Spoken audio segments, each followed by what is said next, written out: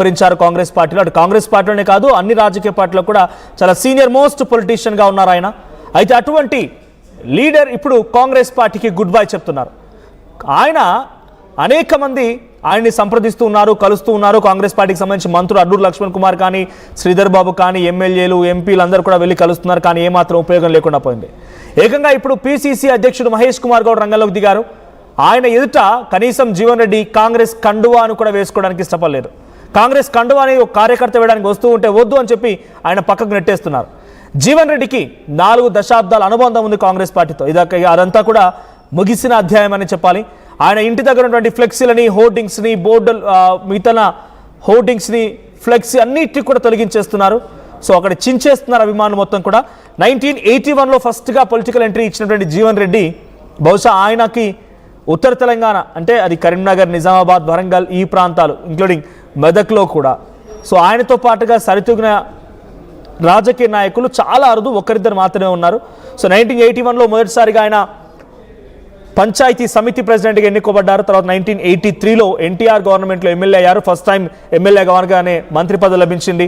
1984లో కాంగ్రెస్లోకి వెళ్ళారు. 89లో గెలిచారు, 84లో గెలిచారు, 89లో ఆయన గెలిచారు. 89 నుంచి 94 జగిత్యాల ఎమ్మెల్యేగా, 1996 నుంచి 2009 వరకు అన్డౌటెడ్లీ కేవలం ఒక జీవన్ రెడ్డి హవా నడిచింది ఆ నియోజకవర్గంలో. ఆ తర్వాత 2009లో ఓడిపోయారు ఆయన. మళ్ళీ 2014లో గెలిచారు. 2018లో రీసెంట్గా బీఆర్ఎస్ పార్టీ ముందస్తు ఎన్నికలు వెళ్ళిన సమయంలో కూడా ఓడిపోయారు. ఆ తర్వాత ఎమ్మెల్సీ అయ్యారు. మొదటి ఎన్నికల్లో కూడా ఓడిపోయారు. కాంగ్రెస్ పార్టీ హవా రాష్ట్ర వ్యాప్తంగా ఉన్న జగిత్యాలలో మాత్రం కొంత ఆయనకి సహకరించలేదు అక్కడ జనం, కాబట్టి ఓడిపోయారు. ఎంపీ కంటెస్ట్ చేశారు, ఎంపీ కూడా ఓడిపోయారు. సో రీసెంట్గానే ఎమ్మెల్సీగా పదవి కూడా పోయింది. సో జీవన్ రెడ్డిని అక్కడ ఎక్కువగా కలిచివేస్తున్న అంశం ఆయన ప్రత్యర్థి అయినటువంటి సంజయ్ని కాంగ్రెస్ పార్టీలోకి తీసుకోవడం. కాంగ్రెస్ పార్టీలోకి తీసుకొని అసలుసినటువంటి కాంగ్రెస్ కార్యకర్తలకు అన్యాయం చేసి సంజయ్ని ముందు పడేసి సంజయ్తో పాటుగా వచ్చిన బీఆర్ఎస్ పార్టీ శ్రేణులు మళ్ళీ ముందుకు తీసుకెళ్ళడం, రాజకీయంగా వాళ్ళకి అవకాశం కల్పించడం. మొన్న మధ్య మున్సిపల్ ఎన్నికల్లో కూడా జీవన్ రెడ్డి సంజయ్కి వ్యతిరేకంగా తన టీంని ఇండిపెండెంట్గా బరిలోకి దించి ఎంతటి ప్రభావం చూపించగలిగారో చూసాం. సో ఎక్కువగా ఆయన సంజయ్ని అక్కడ కాంగ్రెస్ పార్టీ అధిష్టానం ఎంకరేజ్ చేయడమే చాలా తీవ్రంగా కలిచివేస్తున్నట్టున్నారు. ఇక తన ప్రయాణం ముగిసింది కాంగ్రెస్ పార్టీతో అన్నట్టుగా అర్థమవుతోంది. సో దీనికి సంబంధించి మా ప్రతినిధి చంద్రశేఖర్ సిద్ధంగా ఉన్నారు లైవ్లో. చంద్రశేఖర్, ఎలా చూడాలి? జీవన్ రెడ్డి ప్రస్థానం కాంగ్రెస్ పార్టీతో ముగిసిందా? 40 ఏళ్ల అనుబంధం, మొదటిసారిగా గెలిచినప్పుడే మంత్రిగా ఆయన అవకాశం దొరికింది ఎన్టీఆర్ గవర్నమెంట్లో.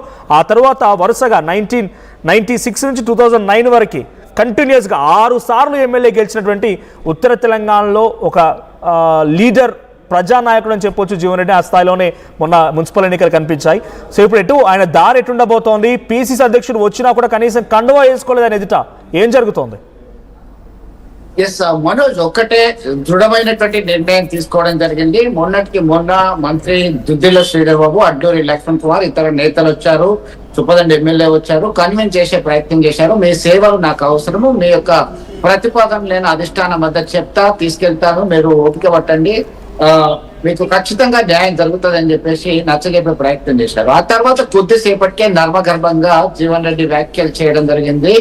దేవుడు శాసిస్తాడు, మానవుడు ఆచరిస్తాడు అంటూ ఆయన మాట్లాడడం జరిగింది. తన నిర్ణయం ఆల్రెడీ తీసుకున్నానని చెప్పడం జరిగింది. కొద్దిసేపటి క్రితమే తెలంగాణ ప్రదేశ్ కాంగ్రెస్ కమిటీ చీఫ్ మహేష్ కుమార్ గౌడ్, అలాగే all India Congress committee secretary Sachin, Vemulawada MLA ప్రభుత్వ విప్ ఆర్ శ్రీనివాస్ తదితరులు వచ్చి దాదాపు 2 గంటల పాటు జీవన్ రెడ్డితో మంతనాలు జరపడం జరిగింది. మీరు పార్టీలో ఉండండి, మీకు మంచి గౌరవం, ప్రాధాన్యత ఖచ్చితంగా ఉంటుంది అంటే, ఆయన ఈ 2 గంటల సమయంలో మీరు ఈ గతంలో ఢిల్లీకి తీసుకెళ్లారు, అధిష్టానంతో మంతనాలు జరిపించారు, అప్పుడు ఇచ్చినటువంటి హామీలు ఏమైనాయి, అడుగడుగున అవమానాలు ఎదుర్కొంటూ నేను ఎన్ని రోజులు భరించాలి, ఈ సమయంలో ఇంత సుదీర్ఘ రాజకీయ అనుభవం ఉన్నటువంటి జీవన్ రెడ్డి లాంటి నేతలు దీన్ని జీర్ణించుకోలేకపోతున్నారు, రేవంత్ రెడ్డి అంటే నాకు గౌరవమే, అయినప్పటికీ ఆయన వల్లే నాకు అన్యాయం జరిగింది అంటూ ప్రత్యక్షంగా పరోక్షంగా మండిపోవడం జరిగింది. ఖచ్చితంగా ఆయన నిర్ణయం తీసేసుకున్నారు. ఆయనకి రేపు అనుకున్నట్టుగానే మొన్న ఒక లేఖ విడుదల చేయడం జరిగింది. 40 ఏళ్ల సుదీర్ఘ రాజకీయ ప్రస్థానంలో నా వెంట నడిచినటువంటి మిత్రులు, శ్రేయాభిలాషులు, కార్యకర్తలు, నా నియోజకవర్గ ప్రజలు అందరూ నాకు అండదండలు అందించారు. భవిష్యత్తులో సైతం మీ యొక్క సహాయ సహకారాలు ఇలా ఉంటాయని చెప్పేసి నేను భావిస్తున్నాను. మీ సలహాలు, సూచనలు అన్ని ఇవ్వడానికి మీరు తరలి రండి. అంటే ఈ నెల 25వ తేదీ ఉదయం 10 గంటలకి బండారి గార్డెన్ జగిత్యాల నుంచి గోలపల్లి వెళ్లే రోడ్ లో ఉంటుంది. అక్కడ ఒక ముఖ్య కార్యకర్తల సమావేశం ఏర్పాటు చేయడం జరిగింది మనోజ్. దానిలో భాగంగా తన యొక్క రాజీనామాని ప్రకటిస్తాడు, రాజీనామా చేసేస్తారు. ఆ తర్వాత భవిష్యత్ కార్యాచరణ తీసుకోవడానికి సైతం అది అనువైనటువంటి వేదికగా భావిస్తున్నటువంటి పరిస్థితి. పిసిసి అధ్యక్షుడు మహేష్ కుమార్ గౌడ్ కూడా అదే ఉమ్మడి నిజామాబాద్ జిల్లాకు సంబంధించిన వ్యక్తి, నిజామాబాద్ ఎంపీగా కూడా కంటెస్ట్ చేశారు జీవన్ రెడ్డి. సో ఆయన సైతం కన్విన్స్ చేసే ప్రయత్నం చేశారు, కానీ ఏమాత్రం కన్విన్స్ అవ్వడం లేదు. అసలు జీవన్ రెడ్డి ఉద్దేశం ఏంటి, ఆయన డిమాండ్ ఏంటి, దాన్ని పరిష్కరించడంలో ఎక్కడ కాంగ్రెస్ ఫెయిల్ అవుతుందని చూడాలి. అంటే 40 ఏళ్ల ప్రస్థానం ఉన్నటువంటి జీవన్ రెడ్డి ఇప్పుడు పార్టీ మిస్ అవుతుందనంటే కొత్తగా ఉన్నటువంటి ఇప్పుడు కార్యకర్తలు కానీ లేకుంటే పార్టీ కోసం కష్టపడేటువంటి నాయకులు కానీ డెఫినెట్గా ఒక ఆలోచనకు వస్తారు. జీవన్ రెడ్డి లాంటి వాళ్ళకే ఒక తీరని అన్యాయం జరిగింది, మనం ఎంత మన లెక్కెంత అనే రకం కూడా వాళ్ళు ఆలోచించే అవకాశం ఉంది. ఒక తప్పుడు ఇంటెన్షన్, తప్పుడు భావన కార్యకర్తలకు వెళ్తుంది. పిసిసి అధ్యక్షుడు మహేష్ కుమార్ గౌడ్ జీవన్ రెడ్డిని ఒప్పించడంలో, మెప్పించడంలో, తన సమస్యను పరిష్కరించడంలో విఫలమయ్యారా? మనోజ్, ఖచ్చితంగా మీరు అన్నట్టుగా గత ఈ సమస్య ఎప్పుడు స్టార్ట్ అయింది అంటే డాక్టర్ సంజయ్ కుమార్ జగిత్యాల ఎమ్మెల్యే ఎప్పుడైతే తాను బీఆర్ఎస్ పార్టీ ఎమ్మెల్యేగా గెలిచిన తర్వాత కాంగ్రెస్ పార్టీలో చేరిపోయారు. కాంగ్రెస్ పార్టీలో చేరినప్పటి నుంచి ఈ సమస్య స్టార్ట్ అయింది.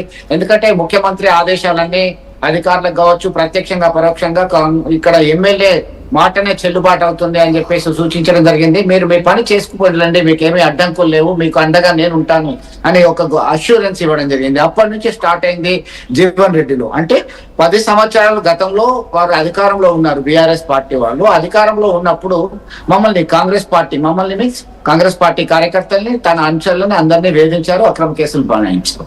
ఆ తర్వాత ఇప్పుడు కాంగ్రెస్ పార్టీ అధికారంలోకి వచ్చింది, ప్రభుత్వంలో ఉన్నాము, నేను ఓడిపోయాను అఫ్ కోర్స్, కానీ మళ్ళీ మొదలైంది. ఈయన మా పక్షాన చేరిండు, ఒక పార్టీ నుంచి విజయం సాధించి మరొక పార్టీలో చేరితే ఒకవైపు రాహుల్ గాంధీ పుస్తకం రాజ్యాంగం పట్టుకొని పాదయాత్ర చేస్తుంటాడు, చెప్తుంటాడు పార్టీ ఫిరాంపుల నిరోధక చట్టం ప్రకారం ఖచ్చితంగా ఒక పార్టీ నుంచి విజయం సాధించి మరొక పార్టీలో చేరినటువంటి వ్యక్తులని డిస్క్వాలిఫై చేయాలి. యాంటీ డిఫెక్షన్ లా, పార్టీ ఫిరాయింపుల నిరోధక చట్టం 1985లో అమలులోకి వచ్చింది. అది 10వ షెడ్యూల్లో రాజ్యాంగంలో చేర్చడం జరిగింది 52వ రాజ్యాంగ సవరణ ద్వారా. దాన్ని ఖాతరు చేయాల్సిన అవసరం లేదా అంటూ ఆయన తనదైన స్టైల్లో చాలా సార్లు మండిపడడం జరిగింది. దీనిలో భాగంగా ఒకటే చెప్తున్నారు, నాకు గౌరవం లేదు, మర్యాద లేదు. మొన్న మున్సిపల్ ఎన్నికల్లో సైతం తన యొక్క అనుచరులకి, కార్యకర్తలకి టికెట్ ఇప్పించుకునేటువంటి స్థితిలో నేను లేనని బీఆర్ఎస్ పార్టీ వాళ్ళు, ఆయన బీఆర్ఎస్ పార్టీలో ఉన్నా అని చెప్తున్నాడు, ఆయన కాంగ్రెస్ పార్టీ బీఫామ్ టికెట్లు ఎట్లా ఇస్తాడు అని చెప్పేసి కుండబద్దలు కొట్టారు జీవన్ రెడ్డి. దీనిలో భాగంగానే కొద్దిసేపటి క్రితం మహేష్ కుమార్ గౌడ్ వచ్చినప్పటికీ ఆయన కన్విన్స్ కాలేకపోయారు. తన ఇంటి ముందు ఉన్నటువంటి బోర్డు ఇందిరా భవన్ ఏదైతే ఉందో దాన్ని సైతం తొలగించారు, ఫ్లెక్సీలు తొలగించారు. మనకు తెలుసు ఉగాది, శ్రీరామనవమికి సంబంధించి ముందు కాంగ్రెస్ పార్టీకి సంబంధించినటువంటి చిత్రాలతో ఉన్నటువంటి ఫ్లెక్సీలు అన్ని కూడా తొలగించారు. చంద్రశేఖర్, కేవలం జీవన్ రెడ్డి నియోజకవర్గంలోనే కాదు, మొత్తంగా 10 నియోజకవర్గాల్లో కూడా ఇదే రకమైనటువంటి ఫిరాయింపు జరిగింది. అక్కడ కొత్తగా జాయిన్ అయిన వారు డామినేట్ చేస్తున్నారు. అఫ్ కోర్స్ జిహెచ్ఎంసీ పరిధిలో ఉన్న వాళ్ళు కూడా ఉన్నారు. GHMC election